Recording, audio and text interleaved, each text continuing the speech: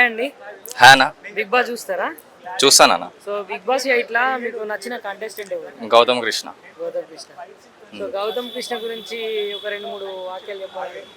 ఆ, అంటే ఎక్కువ గ్రూప్ గేమ్స్ ఏం ఆడాడు, అందరితోటి నార్మల్గా ఉంటాడు, ఫ్రెండ్లీగా ఉంటాడు, కానీ ఎక్కువ గ్రూప్ గేమ్స్ ఆడాడు.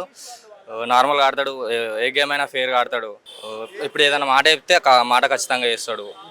చెప్పి మళ్ళీ తర్వాత వేయను, ఈ మాట ఇచ్చిన అంటే మళ్ళీ తర్వాత వదిలేసిన మాట అట్లా ఏమి ఉండదు.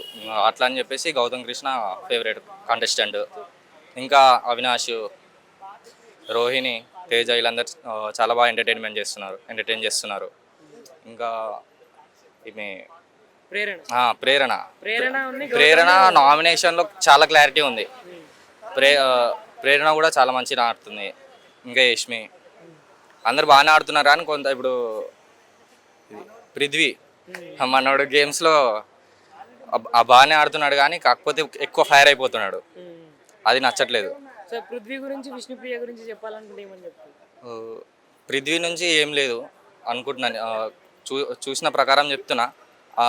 ఈ విష్ణుప్రియ అయితే ఆమె నుంచి ఓకే అని ఉంది. పృథ్వీ ఏదో షో ఉన్నంతసేపు కంటిన్యూ చేద్దాం అన్నట్టు ఉన్నాడు అంతే. సో ఒకవేళ గెలవాలి అని అనుకుంటే ఎవరు గెలుస్తారని అనుకుంటున్నారు? నబిల్ లేదా గౌతమ్ కృష్ణ లేదా అదే నిఖిల్, వీళ్ళు టాప్ 3 అనుకుంటున్నాను నేనైతే. టాప్ 3, టాప్ 5 గౌతమ్, నిఖిల్, నబిల్, ప్రేరణ, అవినాష్. ఓకే, ఇప్పుడు ఈ టాప్ 3కి నీ నుంచి చెప్పాలనుకుంటే ఏమని చెప్తావు? టాప్ 3